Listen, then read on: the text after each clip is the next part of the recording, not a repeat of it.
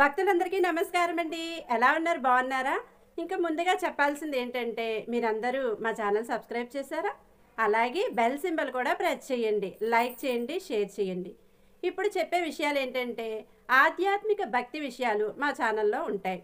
దేవాలయాలు, అలాగే స్థల పురాణాలు, భక్తి గీతాలు, అష్టోత్తర నామాలు, అలాగే సబ్స్క్రైబ్ చేసిన వాళ్ళందరికీ, లైక్ చేసిన వాళ్ళందరికీ, కామెంట్ పెట్టిన వాళ్ళందరికీ అందరికీ చాలా చాలా చాలా ధన్యవాదములు. ఎలా ఉంటున్నాయండి మా ఛానల్లో వచ్చే భక్తి విషయాలు? బాగుంటున్నాయా? మీ మనసులో హత్తుకుంటున్నాయా? గొప్ప గొప్ప విషయాలు ఇంకా ఇంకా నాకు తెలియాలని, అవన్నీ మీకు చెప్పాలని నేను అనుకుంటున్నాను. నమస్కారం. మీ శ్రేయోభిలాషి మహేశ్వరి. భగవంతుడిచ్చినటువంటి వ్యవస్థ బాగా పని చెయ్యాలి అన్న ఈ శరీరానికి కొంత వ్యాయామం ఉండాలి. ఎవరి వయస్సుని బట్టి వాళ్ళు దానికి తగిన వ్యాయామం చెయ్యాలి. దాని కొరకు అని సమయాన్ని నిర్దేశించుకోవాలి అన్న నిర్ణయంలో చిత్తశుద్ధి ఉండాలి తప్ప సమయం దొరకలేదు అన్న మాటకి అసలు అవకాశమే లేదు. అందము అన్న మాటకు అర్థం తాను శుభ్రంగా ఉండాలి, పరిసరాలు శుభ్రంగా ఉంచుకోవాలి. ఆ బాహ్య శౌచంతో పాటు ఆంతర శౌచం పెంచుకోవాలి. చదువుకి పక్కన సంస్కారం ఇచ్చేది, ఆంతర శౌచం ఇచ్చేది మంచి మంచి పుస్తకాలు. పెద్దలైనటువంటి వారు వ్రాసిన పుస్తకాలు చదవండి.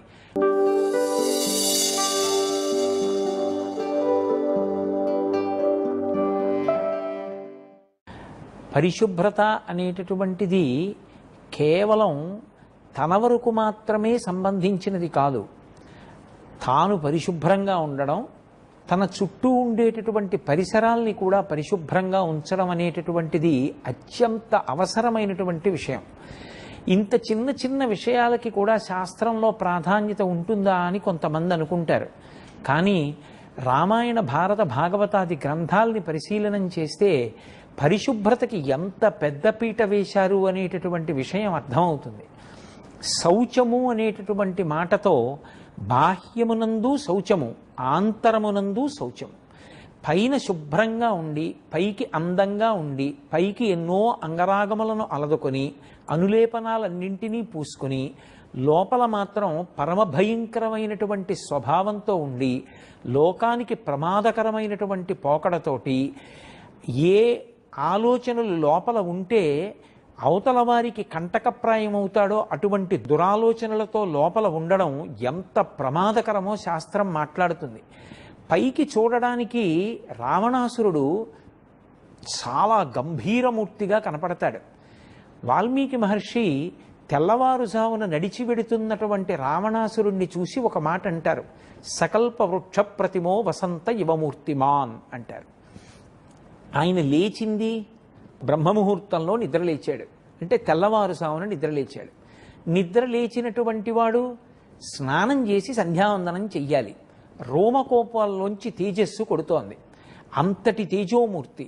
కానీ వెడుతున్నది సీతమ్మ దగ్గరకు వెడుతున్నాడు. ఎవరామె? మహాపతివ్రత, రామచంద్రమూర్తి యొక్క ఇల్లాలు. దేని కొరకు వెడుతున్నాడు? మనసు నిండా దురాలోచన. అటువంటి దురాలోచనతో సీతమ్మ తల్లి యొక్క దర్శనానికి వెడుతున్నాడు. ఇప్పుడు ఎంత తేజోమూర్తి అయితే ఎవరికి కావాలి?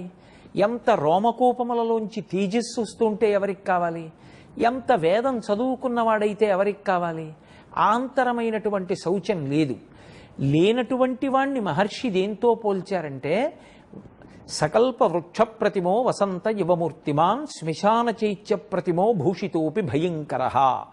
అద్భుతమైనటువంటి చలవరాతి మందిరం కట్టించాడు ఒక ఆయన. హాయిగా వెళ్ళి ఒక 100 మంది విశ్రాంతి తీసుకోవచ్చు.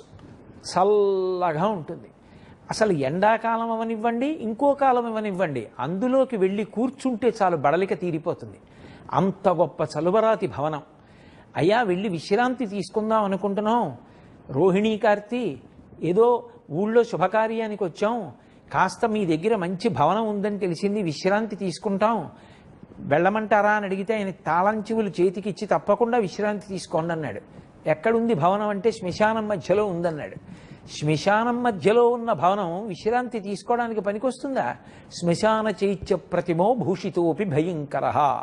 ఎన్ని భూషణములు వేసుకున్నా, ఎంత గొప్ప గొప్ప బట్టలు కట్టుకున్నా, ఆంతరమైనటువంటి శౌచము లేనివాడు, పవిత్రమైనటువంటి బుద్ధి లేనివాడు, శాస్త్రం మీద నమ్మకం లేనటువంటి వాడు, ఎన్ని చదువుకున్నా అనుష్ఠాన పర్యంతంలోకి రానివాడు అంత ప్రమాదకరమైనటువంటి జీవితం ఉన్నవాడు. అది ఆయనతో పోదు. ఆయనతో పాటుగా ఆంతర శౌచం లేకపోవడం, ఆయనని నమ్మి ఆయనతో ఉన్నవాళ్ళందరూ కూడా వెళ్ళిపోతారు. అందుకే అరణ్యకాండలో మారీచుడు ఆ రావణాసురుడితో మాట్లాడుతూ ఒక మాట అంటాడు, కళత్రాణిచ సౌమ్యాని మిత్రవర్గం స్థదైవచ యదీచ్ఛసి చిరం భోక్తం ఆకృధా రామవిప్రియం అంటాడు. నువ్వు ధర్మమూర్తి అయిన రాముడితో వైరం పెట్టుకున్నావు, నువ్వు ఒక్కడివే నశించవు, నీతో పాటుగా పుత్రమిత్ర కళత్రాదులు, లంకలో ఉన్నటువంటి వాళ్ళందరూ కూడా వెళ్ళిపోతారు అంటాడు. కారణం ఆంతరమైనటువంటి శౌచం లేకపోవడం. ఆంతర శౌచానికి ఎంత ప్రాధాన్యతో బాహ్యమునందు శౌచానికి కూడా అంతే ప్రాధాన్యత. వేదంలో స్నానానికి అంత పెద్ద పీట వేశారు అంటే కారణం శరీరాన్ని శుభ్రంగా ఉంచుకోవలసినటువంటి అవసరం. పరమేశ్వరుడిచ్చినటువంటి పరమాద్భుతమైనటువంటి ఉపకరణం ఈ శరీరం. ఈ శరీరంలో ఎన్ని నాడులున్నాయో, వెంట్రుకంత సన్నగా ఉండేటటువంటి రక్తకేశ నాళికలున్నాయో, మహానుభావుడు శరీరం అంతటినీ కూడా నిలబెట్టవలసినటువంటి ప్రధానమైన అవయవం గుండెని ఎముకలు ఉంచి ఉరప్పంజరాన్ని తయారు చేసి దాని మధ్యలో ఉంచి దాని కవాటముల ద్వారా రక్తాన్ని ప్రసరింపచేస్తున్నాడు. ఈ నాలుక మీద రసాంకురముల నుంచి రుచి తెలుసుకునేటటువంటి శక్తి పెట్టాడు. అలాగే ఈ కన్ను అత్యంత మృదువైనటువంటి ఇంద్రియం. ఇటువంటి ఇంద్రియానికి దెబ్బ తగులుతుందేమోనని నిరంతరం రక్షణ కల్పించడానికి రెప్పనుంచాడు. ఇంత గట్టి పెంకు పెట్టి ఆ పెంకు లోపల మెదడు ఉంచాడు. మళ్ళీ పెంకు మీద జుత్తు పెరిగేటట్టు చేసి మెదడుకి దెబ్బ తగలకుండా కాపాడాడు. ఇంత అపురూపమైన నిర్మాణం చేసి పరమేశ్వరుడు ఈ శరీరాన్ని ఇస్తే, ఈ శరీరాన్ని నిరంతరం మట్టిలోనూ ఇంకొక చోట తిప్పి ఒంట్లోంచి పట్టినటువంటి చెమట పోయేటట్టు కూడా కనీసం స్నానం చేయకుండా పక్కన ఒక వ్యక్తి కూర్చుంటే యువతల వాళ్ళొక్క 10 నిమిషాలు మాట్లాడడానికి కూడా ఇబ్బంది పడేటట్టుగా వస్త్రధారణ చేయడం, స్నానం కూడా చేయకుండా ఉండడం అసలు ఏ విధంగానూ కూడా అంగీకారయోగ్యమైనటువంటి విషయంగా చెప్పబడదు. ఎక్కడో నీళ్లు దొరకనటువంటి దేశాలలో స్నానం చేయడం మానేసి బట్టలొక్కటి కట్టుకుని ఆ చర్మంలోంచి వచ్చేటటువంటి చెమట వాసన రాకుండా సుగంధ ద్రవ్యాలు వాడతారు. ఏదో శరీరానికి రకరకాలైనటువంటి సుగంధ ద్రవ్యాల్ని ఒంటి మీద చల్లుకుంటారు అనేక డబ్బాల ద్వారా. అంటే దానికి ఏమైనా కొంత సబబు ఉంటుందేమో. కావలసినన్ని నీళ్లున్న దేశంలో, జీవనదులు ప్రవహిస్తున్నటువంటి దేశంలో కాళ్ళు చేతులు కడుక్కోకపోవడం, స్నానం చెయ్యకపోవడం, ఉతికినటువంటి బట్టలు కట్టుకోకపోవడం, చెమటతో తడిసిపోయినటువంటి బట్టలు కట్టుకుని ఉండడం అంగీకారయోగ్యములైనటువంటి విషయాలు కాదు. మనిషి తన శరీరాన్ని తాను శుభ్రంగా ఉంచుకోవడం అనేటటువంటిది కేవలం బాహ్యంలో స్నానం చేసి కడుక్కోవడం ఒక్కటే కాదు. ఒక అలసటని తట్టుకోవడానికి ఒక్క కుడి చెయ్యి ఒక 50 మార్లు తిరగవలసి వచ్చిందనుకోండి ఏదో కారణానికి, రెండో రోజు ఇంకా చెయ్యి పని చెయ్యలేనంతగా పట్టేయకూడదు. ఒక మూర్తి దగ్గర కూర్చుని 1 గంట అభిషేకం చేశాడనుకోండి, ఇక 2 రోజులు నొప్పి తగ్గే మాత్రలు వేసుకుంటే తప్ప నా కుడి చేయి పనిచేయదండి, నేను అభిషేకం చేశాననేటటువంటి దురవస్థ పొందకూడదు. ప్రతిరోజు శరీరానికి వ్యాయామాన్ని ఇవ్వాలి. మహాత్మా గాంధీ ఈ జాతికి తండ్రి లాంటి వారు, ఫాదర్ ఆఫ్ ది నేషన్ అని జాతిపిత అని గౌరవిస్తాం. అటువంటి గాంధీజీ సత్యశోధన అని తన యొక్క ఆత్మచరిత్ర రాసుకున్నారు. అందులో ఆయన 3 తప్పులు చెప్పుకున్నారు. నా జీవితంలో నేను 3 తప్పులు చేశాను, ఈ 3 తప్పులు ఏ పిల్లలు చెయ్యకూడదు అని నేను ఈ తప్పులు చెప్తున్నాను. 1, చదువు అనేటటువంటిది మస్తిష్కంలోకి వెడితే చాలు. ఎప్పుడైనా మార్కులు రావడం కోసం రాసినప్పుడు అవతల వారికి అర్థమవుతోందా లేదా అంతవరకు చాలు, అంతకన్నా చేతివ్రాత మీద దృష్టి పెట్టవలసిన అవసరం ఏముంది అని నా చిన్నతనంలో నేను చేతివ్రాత గురించి పట్టించుకోలేదు. కానీ దక్షిణాఫ్రికా వెళ్ళాక అక్కడ ప్రజలకు ఒక అలవాటు ఉంది. నువ్వు ఎంత రాశావన్న దానితో సంబంధం లేదు, ఎంత అందంగా ఎంత చక్కగా వ్రాస్తావన్న దానితో పట్టింపు. వాళ్ళు కాగితం మీద అక్షరాలు వ్రాస్తే ముత్యాలు పేర్చినట్టు ఉండేవి. నేను వ్రాస్తే అవతల వారు చూసి అసహ్యించుకునేటట్టు ఉండేది. నేను నా జీవితంలో చేసిన పెద్ద పొరపాటు, నేను నా చేతి వ్రాత సరిగా అభ్యాసం చెయ్యకపోవడము అని నాకు అర్థమైంది. ఈ తప్పు ఏ పిల్లలు చేయకూడదు. చేతి వ్రాత బాగా నేర్చుకోండి. ఒక్క వాక్యం రాయండి, 2 వాక్యాలు రాయండి. పొందికగా అందంగా చక్కగా వ్రాయడం నేర్చుకోండి. 2, మా నాన్నగారికి సేవ చేయడం కోసమని సాయంకాలం పూట్ల పాఠశాలలో వ్యాయామం చేయిస్తుంటే నేను విడిచిపెట్టి వెళ్ళిపోయేవాడిని. తర్వాతి కాలంలో నా శరీరం రోగగ్రస్తమైనప్పుడు నాకు అర్థమైంది, శరీరానికి వ్యాయామం ఇవ్వకపోవడం, వ్యాయామం చెయ్యకపోవడం ఎంతటి కష్టాన్ని తీసుకొస్తుందో నాకు అర్థమైంది. శరీరానికి రోగనిరోధక శక్తి కావాలన్నా, భగవంతుడిచ్చినటువంటి వ్యవస్థ బాగా పని చెయ్యాలి అన్నా ఈ శరీరానికి కొంత వ్యాయామం ఉండాలి. ఎవరి వయస్సుని బట్టి వాళ్ళు దానికి తగిన వ్యాయామం చెయ్యాలి. దాని కొరకు అని సమయాన్ని నిర్దేశించుకోవాలి అన్న నిర్ణయంలో చిత్తశుద్ధి ఉండాలి తప్ప సమయం దొరకలేదు అన్న మాటకి అసలు అవకాశమే లేదు. మీరు ఎప్పుడైనా ఋషి జీవనం గురించి చదవండి. ఋషులు తెల్లవారుజామున నిద్రలేస్తారు. నిద్రలేచిన తర్వాత ప్రాతస్మరామి అంటూ భగవంతుణ్ణి ఉద్దేశించి స్తోత్రం చేసి కాలకృత్యములు తీర్చుకున్న తర్వాత కొంతసేపు ప్రాణాయామం చేసి యోగ విద్యాభ్యాసం చేస్తారు. ఆ యోగ విద్యాభ్యాసం చేస్తే తప్ప వాళ్ళు ఇతరమైనటువంటి కార్యక్రమంలోకి వెళ్ళరు. ఋషులైనా సరే, అంత జ్ఞాన సముపార్జన చేసిన వాళ్ళైనా సరే, భగవంతుడిచ్చినటువంటి ఈ శరీరం తనంత తాను పడిపోయే పర్యంతము కూడా అది చక్కగా పనిచేయడానికి కావలసినటువంటి వ్యాయామాన్ని అందించేవాళ్ళు. ఆఖరికి ఒక 6 నెలలు ఊరు విడిచిపెట్టి వెళ్ళిపోతుంటే ఎవరికైనా తాళం చెవులు ఇచ్చి, అయ్యా ఒక్కసారి వచ్చి మీరు అప్పుడప్పుడు కారు స్టార్ట్ చేయండి అంటారు, లేకపోతే బ్యాటరీ డౌన్ అయిపోతుందని. అప్పుడప్పుడు నా మోటార్ సైకిల్ స్టార్ట్ చేస్తుండండి అంటారు. లేకపోతే కొన్ని వస్తువులు పని చేయకుండా పోతాయేమోనని అవసరం ఉన్నా లేకపోయినా వాటిని కొంచెం సేపు పని చేయిస్తూ ఉండండి అంటారు. అటువంటిది మరి అసలు ఏ పరమేశ్వరుడిచ్చిన అపురూపమైన వస్తువు ఉందో దానితోటే ఇన్ని విషయాల్ని సాధించవలసి ఉంటుందో, అటువంటి ఈ శరీరం పట్ల జాగ్రత్త లేకపోతే, దీనికి వ్యాయామం ఇవ్వకపోతే ఆ తరువాత ఎంత ఇబ్బంది పడవలసి ఉంటుంది.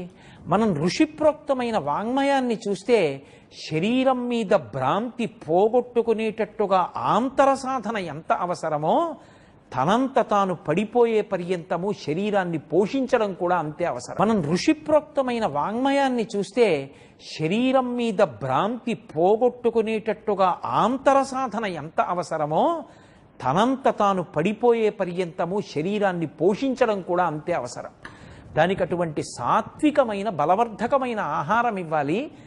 అలాగే శరీరాన్ని వ్యాయామంతో ఎప్పుడూ కూడా అది తట్టుకుని నిలబడి ఏదైనా పని చేయడానికి సిద్ధంగా ఉంచాలి. ఇవాళ కంప్యూటర్ల దగ్గర ఉండేటటువంటి మౌస్ని అదే పనిగా పట్టుకుని చూస్తూ దాన్ని ఒకే రకంగా కదుపుతున్న కారణం చేత స్పాండిలైటిస్ అనబడేటటువంటి వ్యాధితో బాధపడుతున్న వాళ్ళ సంఖ్య పెరిగిపోయిందండి అని, దానికి కారణం వ్యాయామం లేకపోవడమేనని నాకు వైద్యమిత్రుడు ఒకరు నాతో అన్నారు. అలాగే మీరు చూడండి, ప్రతి వాళ్ళకి చిన్న వయస్సు నుంచే అనేక రకములైనటువంటి రుగ్మతలు, ప్రత్యేకించి మధుమేహం అనేటటువంటి వ్యాధి దేని వలన వస్తుంది అన్న దాని మీద మీరు ఆయుర్వేదంలో ఉండేటటువంటి వ్యాఖ్యానం చూస్తే, మధుమేహం దేనివల్ల వస్తుంది అంటే శరీరానికి తగినంత వ్యాయామం లేకపోవడం వల్ల వస్తుంది. ప్రతిరోజు నియమబద్ధమైనటువంటి వ్యాయామం చేసి ఆహారం మీద అదుపు ఉండి, నాలుక కోసం తినడం కాకుండా లోపల కడుపు ఉందని, కడుపులో జీర్ణ వ్యవస్థ ఉందని, ఇది ఎంత అందించాలో అందే అందించాలి తప్ప ఇది నిండిపోయింది బుర్రో ఇంకా దీంట్లో వెయ్యొద్దని త్రేణుపుల రూపంలో శరీరం కడుపు చెప్తున్నా కూడా నాలుక మీద రుచి కోసమని విపరీతంగా పదార్థాన్ని అందించేటటువంటి లౌల్యం అలవాటైపోతే ఇక శరీరమునందు ఆరోగ్యం నిలబడదు. భగవంతుడు ఒక అందమైన నిర్మాణ ప్రక్రియతో ఇచ్చినటువంటి శరీరం, అనేకమైనటువంటి రుగ్మతలకి కారణమైపోతుంది. కాలమునందు ఒక వ్యవస్థీకృతమైనటువంటి ప్రణాళికాబద్ధమైనటువంటి స్థితి లేకపోవడం. రేపు నేను ఈ కార్యక్రమాలు చేయడానికి ఎన్ని గంటలకి లేవవలసి ఉంటుంది, ఎన్ని గంటల నుంచి ఎన్ని గంటల వరకు ఏ పని చేయవలసి ఉంటుంది, ఆ పని చేస్తాననుకోవడం, ఏవో అక్కర్లేని మాటలు మాట్లాడుతూ ఉండిపోవడం, ఇంకక్కడి నుంచి ఉద్రేకపడ్డం, దానివల్ల రక్తపోటు రావడం, చారుడు ఔషధాలు వేసుకోవడం, ఇవి పరమేశ్వరుడు బ్రతకమన్న తీరు కాదు. మనం శాస్త్రాలు పరిశీలిస్తే శరీరాన్ని కూడా అంత జాగ్రత్తగానూ చూసుకోవలసి ఉంటుంది. మహాత్మా గాంధీ గారు, నేను నా జీవితంలో చాలా చిన్నబుచ్చుకున్నది, నేను చాలా సిగ్గుపడిన విషయము అని ఒక విషయం రాసుకున్నారు. ఆయన దక్షిణాఫ్రికాలో ఉన్నటువంటి రోజుల్లో భారతీయులు ఉండేటటువంటి ఇంటికి ఎవరైనా ఇతర దేశస్థులు రావాలి అంటే చాలా సిగ్గుపడేవారట. చాలా కినుక వహించి వెళ్ళడమా వద్దా అని 1కి 10 మార్లు ఆలోచించి తప్పనిసరి పరిస్థితి అయితే మాత్రమే వెళ్ళేవారట. ఎందుకు ఇలా జరుగుతోంది అని ఒకప్పుడు గాంధీ గారు దాని గురించి మిత్రులతో విచారణ చేస్తే, భారతీయుల యొక్క గృహాలు పరిసరాలు శుభ్రంగా ఉంచుకోరు. వాడికి ఇంట్లో చెత్త ఏది ఉంటుందో అది వీధిలోకి వెళ్ళిపోతే చాలు, వాళ్ళ ఇల్లు శుభ్రంగా ఉంటే చాలు. వీధి వాళ్ళది కాదు, అది వేరొకరిది. వీధిని శుభ్రం చేయవలసిన బాధ్యత పురపాలక సంఘం వారిది, ఇంటిని శుభ్రంగా ఉంచుకోవలసిన బాధ్యత మనది కాదుగా. ఇంట్లో ఉన్నవాళ్ళు సుఖంగా ఉండడం వీధి సుఖం మీదే ఆధారపడింది. వీధిలో వెయ్యకూడని చెత్తంతా వేస్తే పెరిగిపోయినటువంటి దోమలు ఇంట్లోకే వస్తాయి, ఇంట్లో వాళ్ళని కరుస్తాయి, ఇంట్లో దుర్వాసన బయలుదేరుతుంది. మురుగుడు కాలువలు ఎవరో తీస్తారు అని చెప్పి మనం అన్నీ పట్టుకెళ్ళి అందులో వేస్తే నిలబడిపోయినటువంటి మురుగుడు కాలువలలోంచి వచ్చినటువంటి దుర్గంధం ఇంట్లోకి ప్రవేశిస్తే ఇంట్లో వాళ్ళ ఆరోగ్యంతో ఎలా ఉంటారు? అంటువ్యాధులు ప్రబలిపోకుండా ఎలా ఉంటాయి? అన్నీ ప్రభుత్వ కర్తవ్యమే అనుకుంటే ప్రజలు ఎలా సంతోషంగా ఉంటారు? మనం ఎప్పుడు ఏ కాలమునందు ఏ ఒక్క పని చెయ్యవలసి ఉంటుందో ఆ ఒక్క పనిని మనం చెయ్యగలిగితే చాలు. ఈ మాట నేను ఎవరిని ఉద్దేశించి అంటున్నది కాదు. చాలామంది తల్లిదండ్రులు ఎక్కువ బాధపడేది దేని విషయంలో అంటే పిల్లలు వేసుకునేటటువంటి మేజోళ్ల విషయంలో.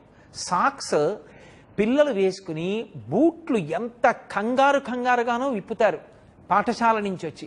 ఇప్పుడు ప్రతి పాఠశాలకి ప్రతి కళాశాలలో చదువుకుంటున్న పిల్లలకి అదొక ప్రధానమైన విషయం. కాళ్ళకి బూట్లు వేసుకుని తీరాలి, బూటు వేసుకోవడానికి సాక్స్ వేసుకోవాలి.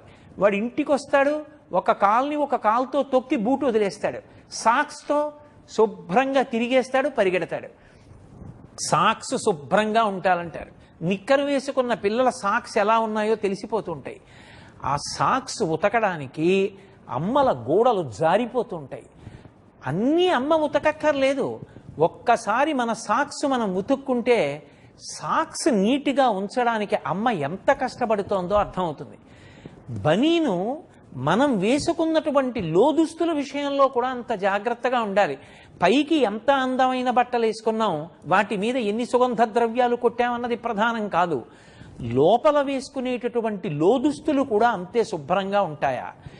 ఏ కారణం చేతనైనా ఎవరింటికైనా నువ్వు వాటిని విప్పి దండెం మీద వేస్తే చూసినవాడు దానికి చాలా దూరం నుంచి వెళ్ళవలసినంత భయంకరమైన స్థితిలో ఉండకుండా ఉంటాయా? పైకి కట్టుకున్న బట్టలు ఎంత శుభ్రంగా ఉంటాయో లోపల ఉండవలసిన బట్టలు కూడా అంతే శుభ్రంగా ఉండాలి.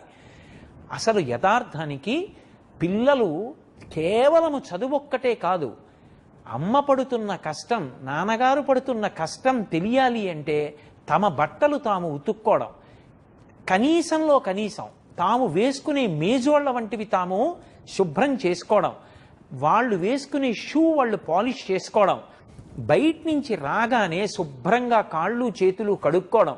పూర్వం ఎవరైనా ఇంటికి వస్తున్నారు అంటే వీధిలో బిందెతో నీళ్లు పెట్టేవారు. అన్నిటికన్నా గొప్ప ధర్మాలుగా చెప్పబడినటువంటి దాంట్లో ఒకటి, తండ్రి వీధిలోంచి ఇంట్లోకి వస్తుంటే కొడుకు బిందెతో చెంబుతో నీళ్లు పట్టుకెళ్ళి నాన్నగారి కాళ్ళు కడిగేవాడు.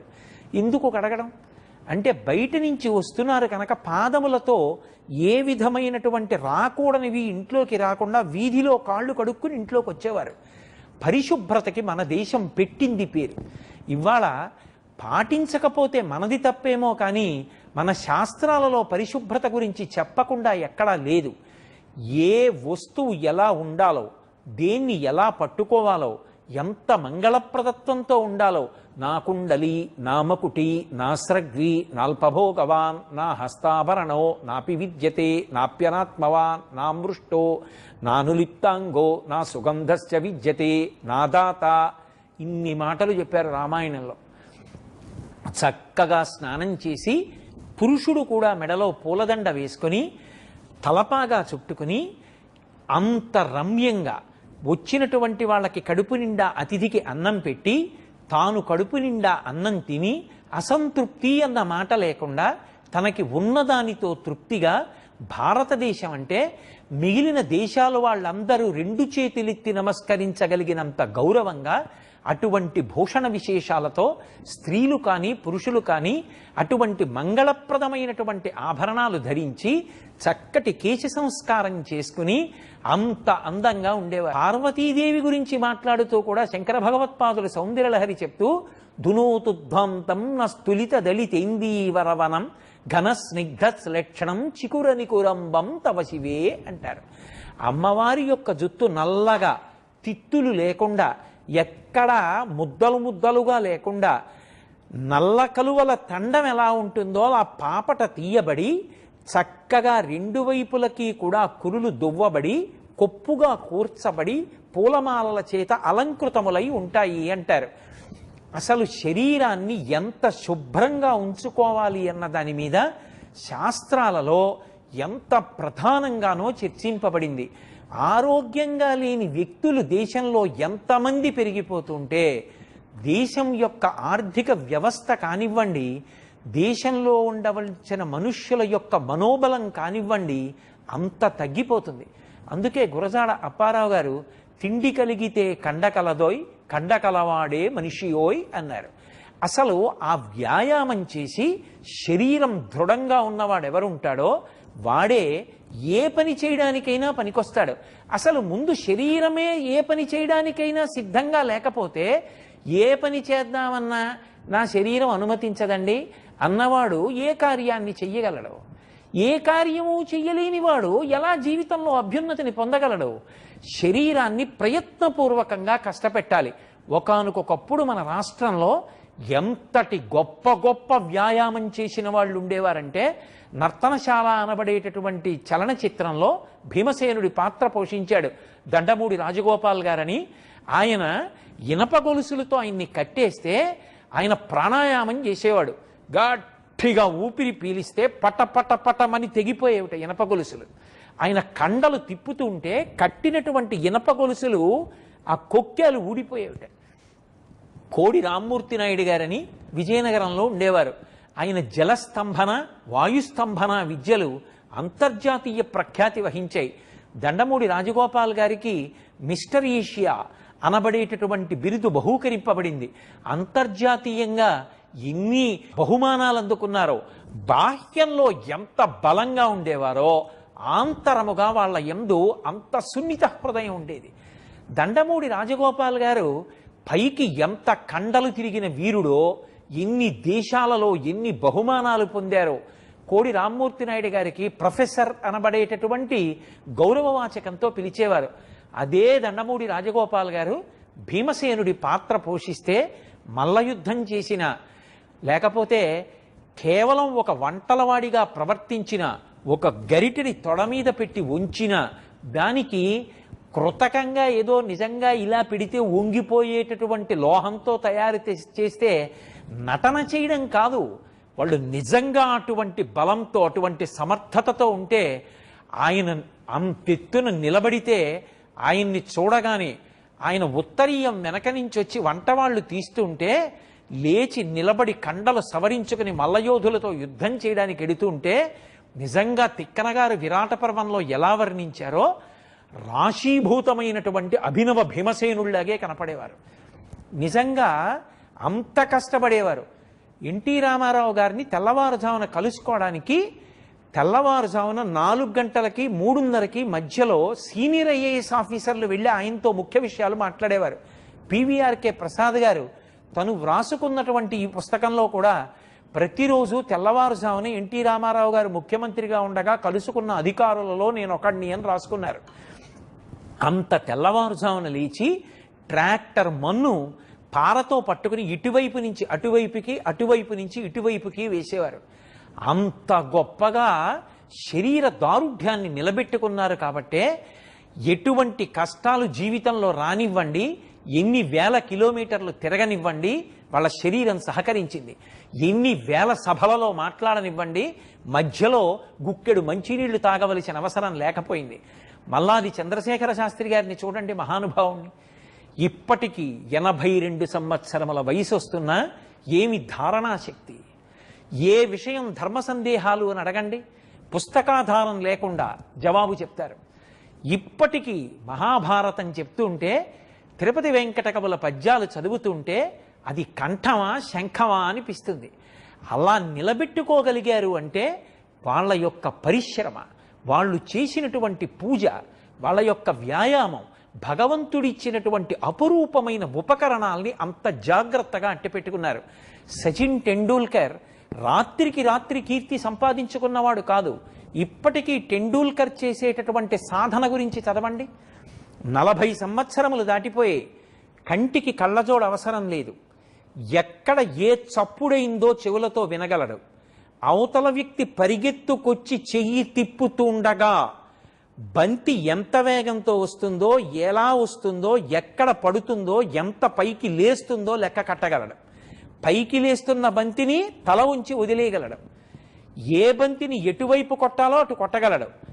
ఇటువైపు వస్తున్న బంతిని అటువైపు కొట్టాలంటే అకస్మాత్తుగా అటు తిరిగి కూర్చుని ఎడం వైపుకి తిప్పగలడు. ఇలా తిప్పి నడుం పట్టేసిందనో గోడ పట్టేసిందనో బెంగపెట్టుకోడు. లేకపోతే నిప్పి తగ్గే మాత్రలు వాడుతున్నాను అనడు.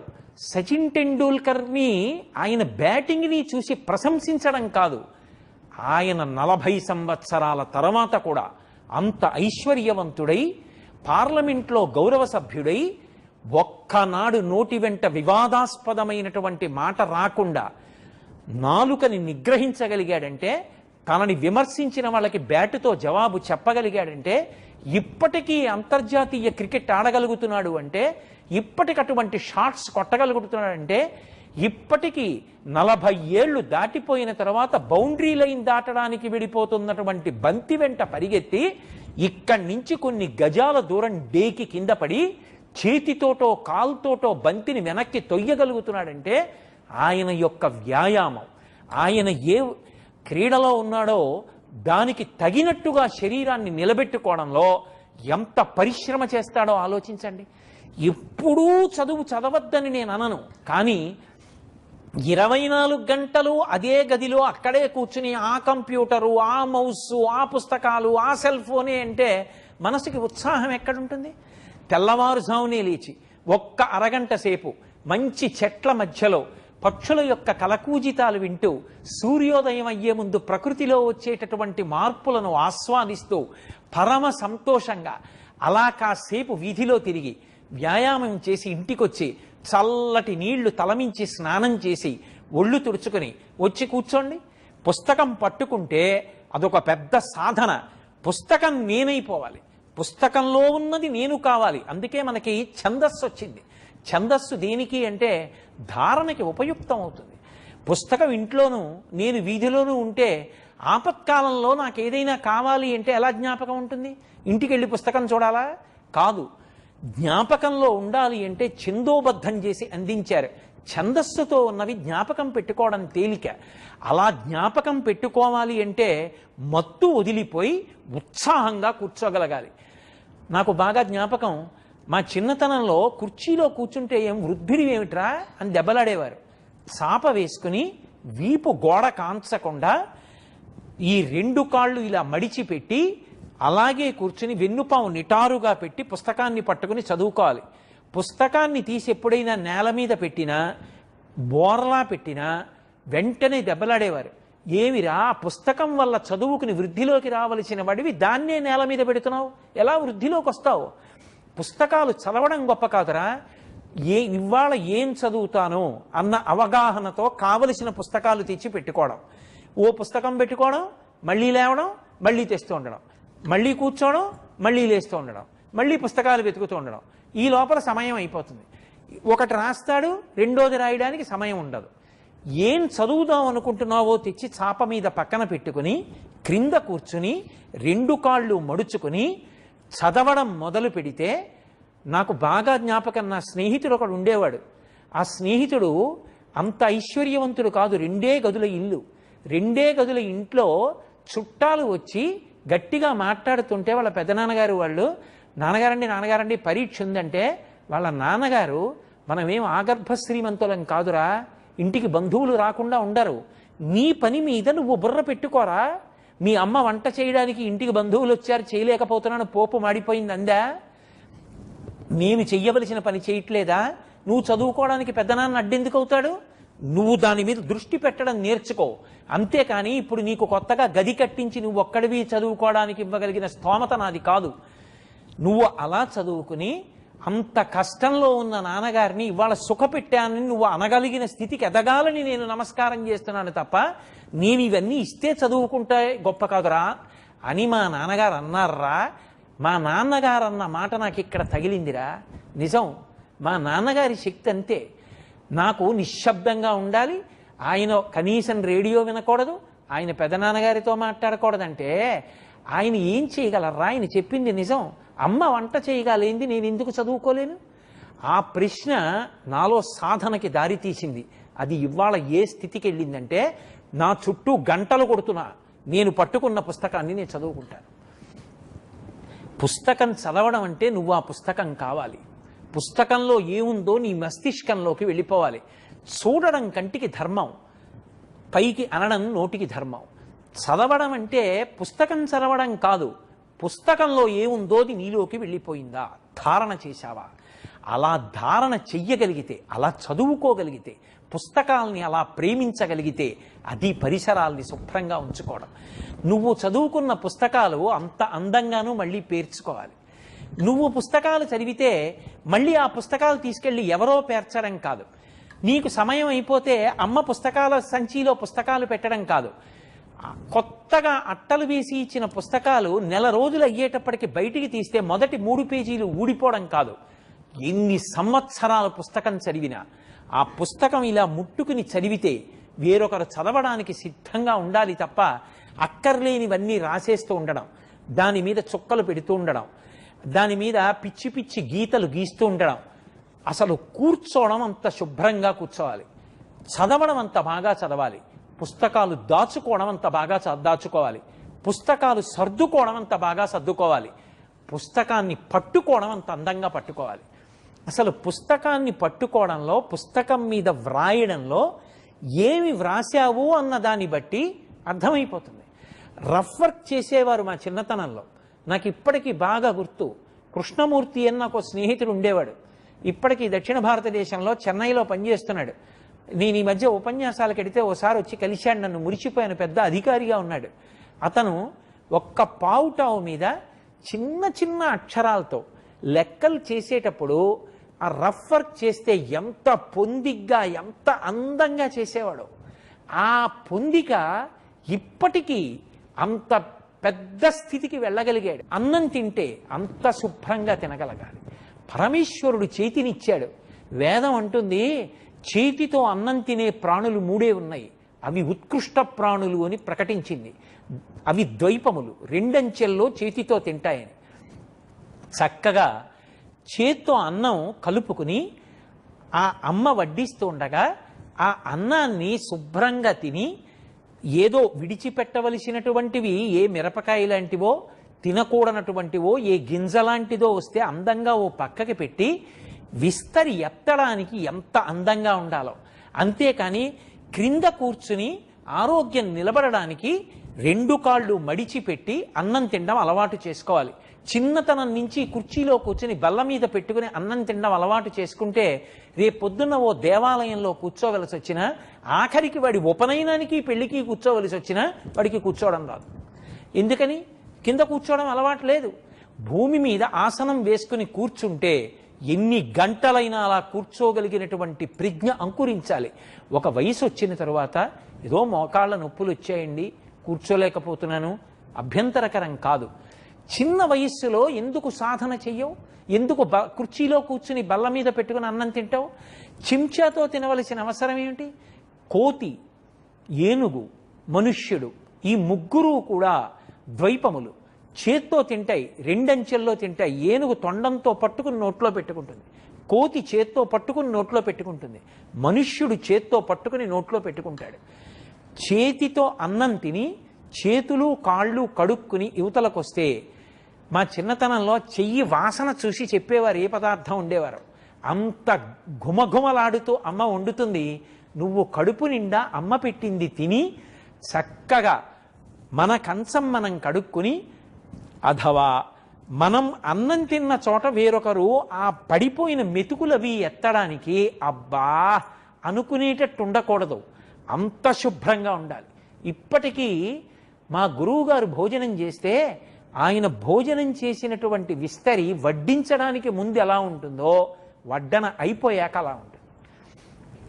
తినడం ప్రధానం కాదు, నీకు కావలసినంతే వడ్డించుకున్నావా, ఆ వడ్డించుకున్నది పూర్తిగా తినేశావా? ఒక మెతుకు కోసం కొన్ని కోట్ల మంది అలమటించిపోతున్నారు. పట్టెడన్నం దొరికితే చాలని కనుగుడ్లు అంగుళం మేర లోపలికి పోయి ఎంతోమంది ఏడుస్తున్నారు. అంతమంది అన్నార్తులై మెట్ల మీద గుడి అరుగుల దగ్గర కూర్చుని చెయ్యి చాపి భిక్షాందేహి అంటున్నారు. కొంతమంది అన్నం లేక స్పృహ తప్పి పడిపోతున్నారు. అలాంటి రోజుల్లో కడుపు నిండా అన్నం తినడానికి నోచుకోవడం భగవంతుడిచ్చినటువంటి అదృష్టం. కావలసిన దానికన్నా ఎక్కువ పెట్టించుకోవడం, విషయాన్ని పదార్థాన్ని విస్తట్లో విడిచిపెట్టేసి ఉత్తరాపోసనం పట్టడం, ఆ పదార్థాన్ని అలా వదిలిపెట్టడం దోషభూయిష్టం. ఎవరైనా సరే ఒకసారి వేసిన విస్తట్లో పదార్థం ఎంత కావాలో అంతే వేసుకోవాలి, అంతే తినాలి. ఎందుచేత అంటే అన్నం పరబ్రహ్మస్వరూపం, అది ప్రాణాల్ని నిలబెడుతుంది. అలా ప్రాణాన్ని నిలబెట్టేటటువంటి అన్నాన్ని దుర్వినియోగం చెయ్యకూడదు. కాబట్టి ఆ పరిశుభ్రత అనేటటువంటిది మనిషికి ప్రతి విషయంలోనూ అవసరం. తాను శుభ్రంగా ఉండాలి, తన పరిసరాలు శుభ్రంగా ఉండాలి.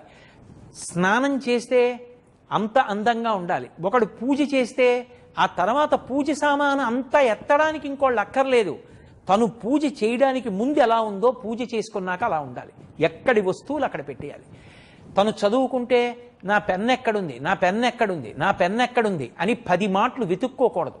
స్కూల్కి వెళ్లే ముందు పెన్ ఎక్కడుందని వెతకడం, పరీక్షకి వెళ్లే ముందు హాల్ టికెట్ ఎక్కడుందని వెతకడం, స్కూల్కి బయలుదేరే ముందు నా సాక్స్ ఎక్కడున్నాయని వెతకడం, నా యూనిఫామ్ ఎక్కడుండిపోయిందని వెతకడం, అయ్యో నా యూనిఫాము మర్చిపోయాను, ఇంకొకటి లేదు, 2 జతలు వాన్లో తడిసిపోయాయి, ఇప్పుడు స్కూల్కి వెళ్ళడానికి యూనిఫామ్ లేదు కాబట్టి నాన్నగారండి మీరు వచ్చి కొంచెం చెప్పండి అని నాన్నగారిని అడగడం జీవితంలో మంచి విషయాలు కావు. అసలు నువ్వు వేసుకోవలసినటువంటి బట్టల దగ్గర నుంచి ప్రణాళిక ఎప్పుడూ సిద్ధంగా ఉండాలి. చక్కగా బట్టలు విప్పితే ఒక హ్యాంగర్కి బట్టలు పెట్టుకుని శుభ్రంగా పెట్టుకోవడం అనేటటువంటిది అలవాటు చేసుకోవాలి. అంతేకాని ఇంటికి వచ్చిన దగ్గర నుంచి సాక్స్ తీసి బూట్లో పెట్టి, విప్పి అక్కడ పారేసిన నిక్కర తీసి మడత పెట్టి ఇంకో చోట పెట్టి, నువ్వు విప్పి పారేసినటువంటి బనీన్ అలా ఉండి, ఏళ్లు గడిచిపోయినా కొత్త బనీన్లు కొనుక్కోకుండా చెమట ముద్దలు నల్లటి బనీన్లు లోపల వేసుకుని పైకి ఎంత అందమైన బట్టలు వేసుకుంటే సౌఖ్యంగా ఉంటుంది. చెమట పట్టిన బట్టల్ని విప్పడం, జాడించడం, వారేసుకోవడం పరమేశ్వరుడి దయవల్ల మనకి నీటికి లోటు లేదు.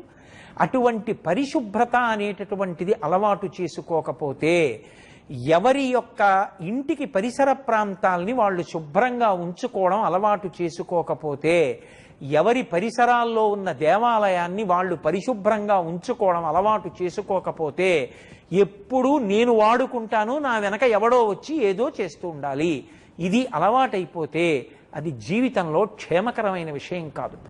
ఎంత గొప్పవాడైనా కావచ్చు, కానీ వ్యక్తిగత విషయాల దగ్గరికి వచ్చేటప్పటికీ ముచ్చటగా ఉండదు, ఇష్టపడరు. అసలు అందము అన్న మాటకి పర్యాయపదం ఏది అంటే పరిశుభ్రత.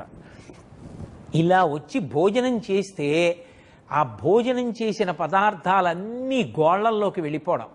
ఇంత పసుపు పట్టుకుని పూజ చేస్తే అమ్మవారి దగ్గర గోళ్ల నిండా పసుపు, పెరిగిపోయిన ఇంతంత గోళ్ళు, ఆ గోళ్ళు కత్తిరించుకోకపోవడం. భగవంతుడు వాటి వల్ల ఇబ్బందులు వస్తాయని గమనించే వాటిని కత్తిరించినా బాధపడకుండా ఏర్పాటు చేశాడు. అంతంత గోళ్లు పెంచితే అందులోకి సూక్ష్మాంగ జీవులు ప్రవేశించి అన్నం తింటున్నప్పుడు అన్నంతో కలిసి కడుపులోకి వెళ్ళి అనేక రకములైనటువంటి రుగ్మతలు వస్తాయి. ఎప్పుడు ఎంతంత గోళ్లు కత్తిరించేసుకోవాలో అంత గోళ్లు కత్తిరించుకోవాలి. ఏదో దీక్షలో ఉన్నవాళ్ళు, యోగంలో ఉన్నవాళ్ళు, తపస్సులో ఉన్నవాళ్ళు వాళ్ళ గోళ్లు పెరిగాయంటే అర్థం ఉంది. చదువుకునేటటువంటి పిల్లల గోళ్లు అంతంత పెరిగి ఎందుకు ఉండాలి? అసలు ఎవరి గోళ్లు వాళ్ళు శుభ్రంగా తీసుకోవాలి. ఎప్పుడు చూసినా అది అందము అన్న మాటకు అర్థం. అందంగా ఉన్నారు అంటే దాని అర్థం కంటికి నదరగా కనపడడం కాదు. అందము అన్న మాటకి నిర్వచనం ఏముంటుంది? నేను అందంగా ఉన్నాను అని ఎవరి పట్ల అంటానో వాళ్ళు పక్క వాళ్ళకి అందంగా అనిపించకపోవచ్చు. మీకు ఏం నచ్చారండి అనొచ్చు. చాలా తెల్లగా ఉన్నారు కదండి అని నేనంటే పాలిపోయినట్టున్నాడండి అని ఆయన అనొచ్చు. అందం అన్న మాటకు అర్థం ఎక్కడుంది? కానీ శుభ్రత మాత్రం అందం. పరిశుభ్రంగా ఉండడమే నిజమైనటువంటి అందం. కట్టుకున్న బట్ట ఉతికిన బట్ట కట్టుకుని ఉండాలి.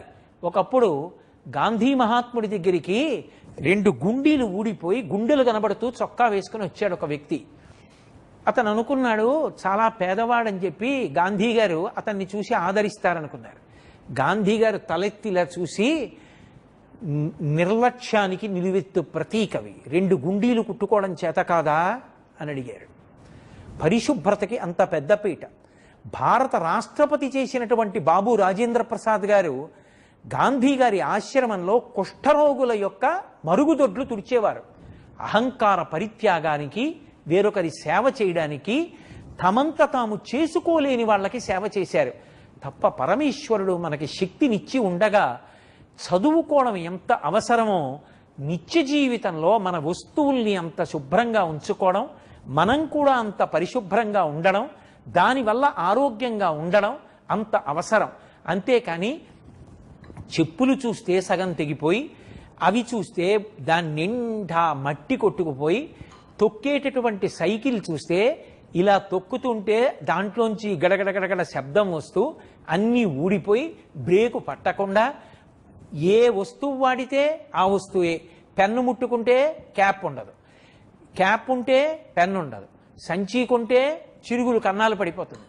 ఆ పెన్ను తీయాలంటే మూటలో చేయి పెట్టి గబగబా ఇలా ఇలా ఇలా తడిమి లాగేయడంలో పుస్తకాలన్నీ సర్వనాశనం అయిపోతాయి. పుస్తకం ఒక్కదానికి అట్టుండదు. చేతితో దస్తూరి వ్రాస్తే చదవడానికి అర్థం కాదు. పుస్తకం పట్టుకుంటే టేబుల్ కుర్చీ ఉండాలి. ఎలా అభ్యున్నతి కారకాలు అవుతాయి? చక్కగా తెల్లవారకట్ట లేవగలగాలి, వ్యాయామం చెయ్యాలి, శరీర దారుఢ్యాన్ని నిలబెట్టుకోవాలి. ఎప్పుడో ఒకప్పుడు శరీరానికి దారుఢ్యం తగ్గిపోయి 50 ఏళ్ళు దాటిపోయిన తరువాత శక్తి తగ్గిపోవడం అనేటటువంటిది సహజంగా ప్రారంభం అవుతుంది. తనంత తాను శరీరం రోగగ్రస్తం కాకుండా పడిపోకుండా ఎలా ఉంటుంది? దానికి ఎవరు నింద చేయరు. అసలు అలా నింద చేయడం పరమ దోషం కూడా. కానీ మన చేతిలో ఉన్నంత వరకు పరిసరాల్ని, ఇంటిని శుభ్రంగా ఉంచుకోవడం అనేటటువంటిది అంత అవసరం. మీరు రామాయణం చదవండి. రామచంద్రమూర్తి సీతమ్మని పిలిచి తన అంతఃపురంలో ఏ ఏ వస్తువులు ఉన్నాయో, ఎక్కడెక్కడున్నాయో చెప్పి, మనం అరణ్యవాసానికి వెడుతున్నాం కాబట్టి ఇవన్నీ గురుపుత్రులకు దానం చేసేయండి బ్రాహ్మణులకు అంటాడు. శరీరాన్ని శుభ్రంగా ఉంచుకోవడం దగ్గర నుంచి ప్రతి చిన్న విషయంలో ఆ పరాకు లేనివాడు వృద్ధిలోకి రాలేడు. అందుకే మనం మన వరకు పరిశుభ్రంగా ఉన్నామా అన్నదానితో సరిపోదు. కూర్చుని కుర్చీ శుభ్రంగా ఉండాలి, మనం వాడే బల్ల శుభ్రంగా ఉండాలి, వేసుకునే చాప అలా ఉండాలి, ఇంట్లో పేర్చుకున్న బొమ్మలంత అందంగా ఉండాలి, యజమాని విప్పిన బట్టలు హ్యాంగర్కు ఉండాలి, దండెం మీద ఆరేసిన ఉండాలి, మాసిపోయిన బట్టలు గుమ్మిలో ఉండాలి. ఏ వస్తువు ఎక్కడ ఉండాలో అక్కడ ఉండడమే ఇంట్లో ఉన్న వ్యక్తుల యొక్క అందం. అన్నీ ఆ ఇంట్లో ఇల్లాలే చెయ్యాలంటే యజమాని కాఫీ తాగి అక్కడే కింద పెట్టేస్తాడు, లేదా అక్కడ పెట్టేస్తాడు. కాఫీ తాగినటువంటి గ్లాసు వెంటనే పట్టుకెళ్ళి నీళ్లు పోసి చెయ్యి పెట్టి కడిగేయండి, వాసన పోతుంది. అదే కాఫీ గ్లాస్ ఒక్క పావు గంట ఉంచి పట్టుకెళ్ళి నీళ్ల కింద పెట్టండి, అది వాసన పోదు.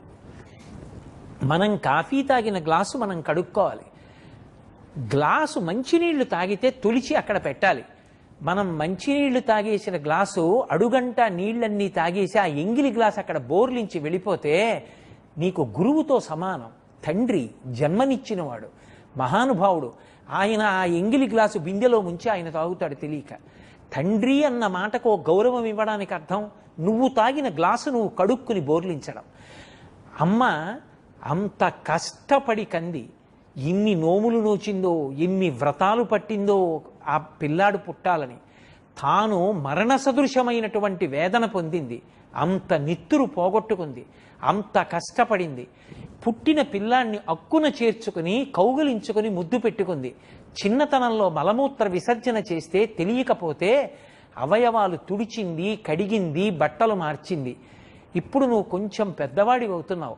ఎప్పుడో ఉద్యోగం చేసి అమ్మని సుఖపెట్టడం కాదు, నువ్వు తాగినటువంటి మంచినీళ్ల గ్లాసు కడిగి నువ్వు బోర్లించగలిగితే, నీ పుస్తకాలు నువ్వు శుభ్రంగా సర్దుకోగలిగితే, నీ పుస్తకాలు నువ్వు తీసుకోగలిగితే, నువ్వు చదువుకోవడానికి వేసుకున్న చాప నువ్వు ఎత్తి ఎక్కడ పెట్టాలో అక్కడ ఒక మూల పెట్టేయగలిగితే, నీ పెన్ను కోసం అమ్మ పెన్ను ఎక్కడ పెట్టేశాను అని అడగకుండా ఉండగలిగితే, నీ హాల్ టికెట్ నువ్వు దాచుకోగలిగితే, నీ పుస్తకాలు పెట్టుకున్నటువంటి కబ్బోర్డ్ దగ్గరికి వచ్చి ఇలా తలుపులు విప్పి చూస్తే అంత అందంగా ఉండగలిగితే, మంచి మంచి విషయాలు నువ్వు ప్రతిరోజు చదువుకున్నవి వ్రాసుకున్నవి పెట్టుకోగలిగితే, ఇంట్లో ఉన్నటువంటి న్యూస్ పేపర్ల అమరికని బట్టి ఇంట్లో పిల్లల క్రమశిక్షణ చెప్పచ్చు.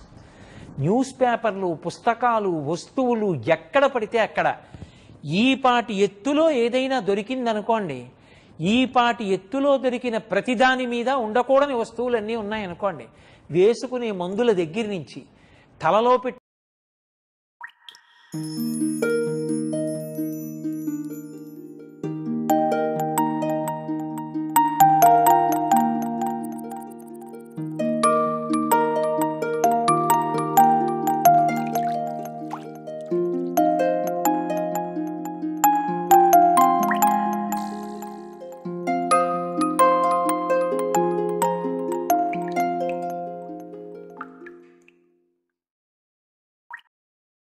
పెట్టుకునే పువ్వుల వరకు, చదువుకున్న పుస్తకాల దగ్గర నుంచి వ్రాసుకునే కళాల వరకు భోజనాలు చేసే బల్ల మీదే ఉంటాయనుకోండి. భోజనం చేసే ముందు కుప్పలా పక్కకి తీసి అన్నం తినడం, మళ్ళీ ఆ తర్వాత దాని మీదే. ఏమి ఇంట్లో ఉన్న వ్యక్తులు ఎన్ని రకాల బట్టలు కట్టుకుంటే ఉపయోగం ఉంటుంది? అందము అన్న మాటకు అర్థం తాను శుభ్రంగా ఉండాలి, పరిసరాలు శుభ్రంగా ఉంచుకోవాలి. ఆ బాహ్య శౌచంతో పాటు ఆంతర శౌచం పెంచుకోవాలి. చదువుకి పక్కన సంస్కారం ఇచ్చేది, ఆంతర శౌచం ఇచ్చేది మంచి మంచి పుస్తకాలు. పెద్దలైనటువంటి వారు వ్రాసిన పుస్తకాలు చదవండి. మహాత్మా గాంధీ గారు జాతిపిత. ఆయన పడ్డ కష్టాల గురించి, దక్షిణాఫ్రికాలో పరిసరాలు పరిశుభ్రంగా ఉంచుకోని వాళ్ళు భారతీయులని నింద చేస్తే, నా వాళ్ళు అన్న బాధతో ఆయన భారతీయులందరినీ పిలిచి సమావేశాలు పెట్టి, భారతీయులు నివాసం ఉంటున్నటువంటి ఇళ్ల దగ్గరికి వెళ్ళి వాళ్ళు తమ పరిసరాలను ఎలా పరిశుభ్రంగా ఉంచుకోవాలో, ఇల్లు పరిశుభ్రంగా ఉంచుకోవడం ఒకటే కాదు, కనపడ్డ ప్రతి వస్తువు కిటికీలోంచి రోడ్డు మీదకి విసిరేయకుండా ఒక ఆ పనికిరాని పదార్థాలు వెయ్యవలసినటువంటి డబ్బాలో ఎలా వెయ్యాలో, తద్వారా తన చుట్టూ ఉండేటటువంటి పరిసరాల్ని ఎలా శుభ్రంగా ఉంచుకోవాలో మనకి గాంధీ గారు తన జీవిత చరిత్రలో దక్షిణాఫ్రికాలో పడ్డ కష్టాల రూపంలో 10 మంది ఆ మాట అంటుంటే ఎంత అవమానకరంగా ఉంటుందో తెలుస్తుంది. మనం అమ్మ మాట పడేలా చేయడం చాలా దోషభూయిష్టమైన జీవన విధానం. అన్నీ అమ్మ చేస్తుంటే ఎదురుగుండా ఉన్నటువంటి ఇంకొక పిల్లాడి తల్లి వచ్చి, ఏమిటి మీ అబ్బాయి చదువుకున్న చాపా మీరే ఎత్తి, వాడి పుస్తకాలు కూడా మీరే సర్దాలా, మా అబ్బాయికి అలా అలవాట్లేదు అని మా వాడికి ముందే చెప్పాలి, వీరే వాడిని చూసి నేర్చుకోకే అని చెప్పాలి. లేకపోతే మా వాడికి అలవాటు అవుతుందేమో అందనుకోండి, కన్న తల్లి ఎంత బాధపడుతుంది. మార్కులు రాలేదనుకోండి, అమ్మ కొట్టదు, నాన్నగారు కొట్టరు. ఎందుకంటే పరమేశ్వరుడు వాడికి ఇచ్చిన మేధాశక్తి అంతే. 45 మార్కులే వస్తాయి, పరమ తృప్తి పొందుతారు. చాలు ఆ 45 మార్కులు. వాడికి అంతే తెలివితేటలు ఇచ్చాడు. ఎదుటి పిల్లాడికి 99 వచ్చాయని మా అబ్బాయికి రాలేదని తల్లిదండ్రులు కొట్టరు. కానీ నీ పుస్తకాలు నువ్వు తీయకపోతే, నువ్వు కూర్చున్న చాప తీయకపోతే మాత్రం ఖచ్చితంగా బాధపడతారు. అందుకే పరిసరాల పరిశుభ్రత, వ్యక్తిగత పరిశుభ్రత విషయంలో అందరూ పూనిక వహించి చక్కగా వృద్ధిలోకి వచ్చేటటువంటి ప్రయత్నం చెయ్యాలి. కామకోటి పీఠాధిపత్యం వహించిన చంద్రశేఖరేంద్ర సరస్వతి మహాస్వామి వారు కూడా ఎప్పుడైనా పిల్లలను ఉద్దేశించి మాట్లాడితే ఒక మాట అడిగేవారు. ఈ పిల్లలలో దురదలున్నవాళ్ళు కానీ, ఒంటి మీద కురుపులు వచ్చిన వాళ్ళు కానీ ఉన్నారా అని అడిగేవారు. వాళ్ళని ప్రత్యేకం కూర్చోపెట్టి చెప్పేవారు, తప్పు. ఒంటి నిండా మట్టి ఉండబట్టి కదూ, సరిగ్గా స్నానం చేయకపోబట్టి కదూ, కాళ్ళు చేతులు కడుక్కోక కదూ, ఏ గజ్జి లాంటిదో వస్తే అంటుకుంటుందని మిగిలిన పిల్లలు దూరంగా పెడతారు. అది ఎంత చీము రక్తం కారుతూ ఎంత భయంకరంగా ఉంటుందో. పరమేశ్వరుడు అందమైన శరీరం ఇస్తే అక్కర్లేని మచ్చలు పడిపోతాయి. అందుకే ఆంతర బాహ్య శౌచానికి, ఆరోగ్యానికి శాస్త్రాలలో ఎంత ప్రాధాన్యత ఇచ్చారో, పెద్దలైన వాళ్ళు అసలు తమ ఆత్మచరిత్రలు ఎందుకు రాశారో, ఎంత చక్కగా వాళ్ళ జీవితాలు ఉంటాయో. ఇప్పటికీ పెద్దలైన వారు ఇంటికొస్తే ఎంత అందంగా ప్రవర్తిస్తారో, వాళ్ళ బూటు వాళ్ళు విప్పి, వాళ్ళ సాక్స్ వాళ్ళు అందులో పెట్టి, ఇంట్లోకి వచ్చి బట్టలు విప్పి హ్యాంగర్కి పెట్టి తగిలించి లోపలికెళ్ళి కాళ్ళు చేతులు కడుక్కుని ఉతికిన చలవ బట్టలు కట్టుకుని చక్కగా వచ్చి కూర్చుని మాట్లాడుతుంటే ఏ అవయవం చూడండి పరిశుభ్రంగా ఉంటుంది. పరిశుభ్రతయే అందము. కేవలము బట్టలు కట్టుకోవడం, జుట్టు సింగారించుకోవడం, ఒంటికి పరిమళ ద్రవ్యాలు రాసుకోవడం, రకరకాలుగా అలంకారం చేసుకోవడం అందం కాదు. నువ్వున్న చోటు అందంగా ఉండడం, నువ్వు శుభ్రంగా ఉండడం, అది అందం. అటువంటి అందం చక్కగా ఆవిష్కృతమయ్యేటట్టుగా రాబోయేటటువంటి తరంలో ఉన్న పిల్లలందరూ బాగా దీన్ని అర్థం చేసుకుని అనుష్ఠాన పర్యంతంలోకి తెచ్చుకునేటటువంటి సద్బుద్ధి ఆ పరమేశ్వరుడు తన నిర్హేతుక కృపాకటాక్ష వీక్షణముల చేత ఇవ్వాలి అని మనస్ఫూర్తిగా ఆయన పాదములు పట్టి పార్వతీదేవి గురించి మాట్లాడుతూ కూడా శంకర భగవత్పాదులు సౌందర్యలహరి చెప్తూ ధునోతుధ్వంతం నస్తులిత దళితేందీవరవనం ఘన స్నిగ్ధ లక్షణం చికురనికురంబం తవ శివే అంటారు. అమ్మవారి యొక్క జుత్తు నల్లగా, తిత్తులు లేకుండా, ఎక్కడా ముద్దలు ముద్దలుగా లేకుండా, నల్ల కలువల తండం ఎలా ఉంటుందో ఆ పాపట తీయబడి చక్కగా రెండు వైపులకి కూడా కురులు దువ్వబడి కొప్పుగా కూర్చబడి పూలమాలల చేత అలంకృతములై ఉంటాయి అంటారు. అసలు శరీరాన్ని ఎంత శుభ్రంగా ఉంచుకోవాలి అన్న దాని మీద శాస్త్రాలలో ఎంత ప్రధానంగానో చర్చింపబడింది. ఆరోగ్యంగా లేని వ్యక్తులు దేశంలో ఎంతమంది పెరిగిపోతుంటే దేశం యొక్క ఆర్థిక వ్యవస్థ కానివ్వండి, దేశంలో ఉండవలసిన మనుష్యుల యొక్క మనోబలం కానివ్వండి, అంత తగ్గిపోతుంది.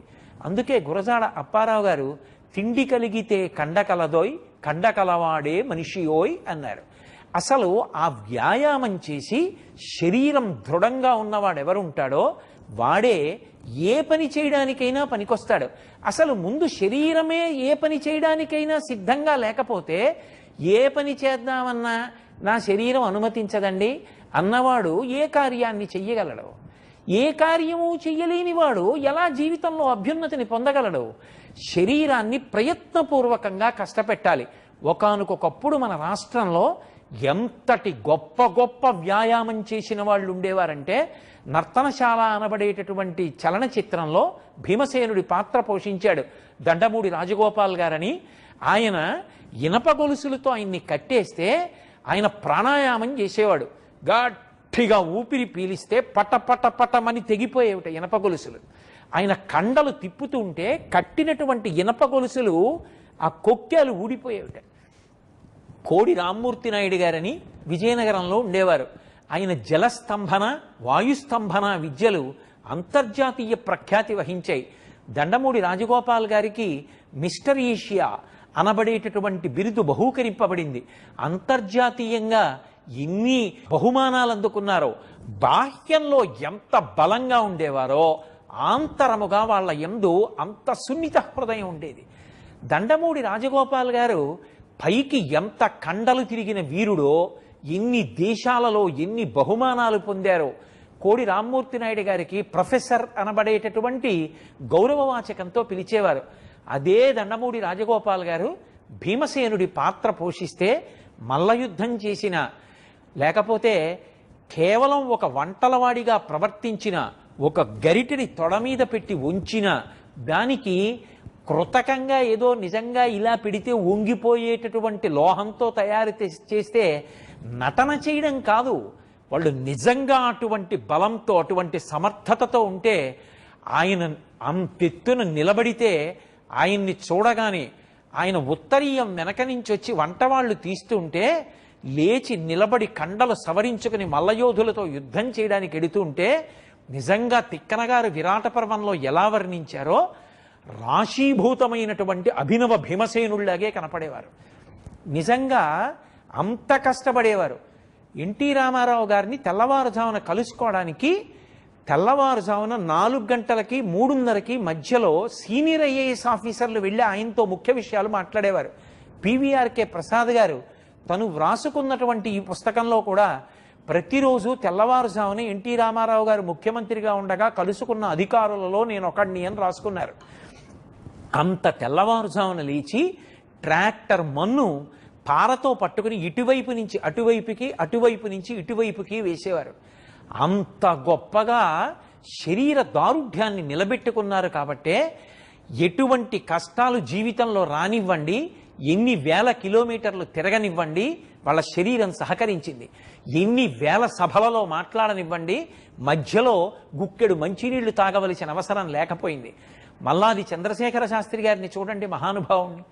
ఇప్పటికీ 82 సంవత్సరముల వయసు వస్తున్నా ఏమి ధారణాశక్తి! ఏ విషయం ధర్మ సందేహాలు అని అడగండి, పుస్తకాధారం లేకుండా జవాబు చెప్తారు. ఇప్పటికీ మహాభారతం చెప్తుంటే, తిరుపతి వెంకట కవుల పద్యాలు చదువుతుంటే అది కంఠమా శంఖమా అనిపిస్తుంది. అలా నిలబెట్టుకోగలిగారు అంటే వాళ్ళ యొక్క పరిశ్రమ, వాళ్ళు చేసినటువంటి పూజ, వాళ్ళ యొక్క వ్యాయామం, భగవంతుడిచ్చినటువంటి అపురూపమైన ఉపకరణాల్ని అంత జాగ్రత్తగా అంటిపెట్టుకున్నారు. సచిన్ టెండూల్కర్ రాత్రికి రాత్రి కీర్తి సంపాదించుకున్నవాడు కాదు. ఇప్పటికీ టెండూల్కర్ చేసేటటువంటి సాధన గురించి చదవండి. 40 సంవత్సరములు దాటిపోయే కంటికి కళ్ళజోడు అవసరం లేదు. ఎక్కడ ఏ చప్పుడైందో చెవులతో వినగలడు. అవతల వ్యక్తి పరిగెత్తుకొచ్చి చెయ్యి తిప్పుతుండగా బంతి ఎంత వేగంతో వస్తుందో, ఎలా వస్తుందో, ఎక్కడ పడుతుందో, ఎంత పైకి లేస్తుందో లెక్క కట్టగలడు. పైకి లేస్తున్న బంతిని తల ఉంచి వదిలేయగలడు. ఏ బంతిని ఎటువైపు కొట్టాలో అటు కొట్టగలడు. ఇటువైపు వస్తున్న బంతిని అటువైపు కొట్టాలంటే అకస్మాత్తుగా అటు తిరిగి కూర్చుని ఎడం వైపుకి తిప్పగలడు. ఇలా తిప్పి నడుము పట్టేసిందనో గోడ పట్టేసిందనో బెంగపెట్టుకోడు.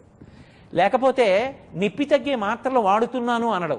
సచిన్ టెండూల్కర్ని ఆయన బ్యాటింగ్ని చూసి ప్రశంసించడం కాదు, ఆయన 40 సంవత్సరాల తర్వాత కూడా అంత ఐశ్వర్యవంతుడై పార్లమెంట్లో గౌరవ సభ్యుడై ఒక్కనాడు నోటి వెంట వివాదాస్పదమైనటువంటి మాట రాకుండా నాలుకని నిగ్రహించగలిగాడంటే, తనని విమర్శించిన వాళ్ళకి బ్యాటుతో జవాబు చెప్పగలిగాడంటే, ఇప్పటికీ అంతర్జాతీయ క్రికెట్ ఆడగలుగుతున్నాడు అంటే, ఇప్పటికి అటువంటి షాట్స్ కొట్టగలుగుతున్నాడంటే, ఇప్పటికీ 40 ఏళ్లు దాటిపోయిన తర్వాత బౌండరీ లైన్ దాటడానికి విడిపోతున్నటువంటి బంతి వెంట పరిగెత్తి ఇక్కడి నుంచి కొన్ని గజాల దూరం డేకి కింద పడి చేతితోటో కాల్తోటో బంతిని వెనక్కి తొయ్యగలుగుతున్నాడంటే ఆయన యొక్క వ్యాయామం, ఆయన ఏ క్రీడలో ఉన్నాడో దానికి తగినట్టుగా శరీరాన్ని నిలబెట్టుకోవడంలో ఎంత పరిశ్రమ చేస్తాడో ఆలోచించండి.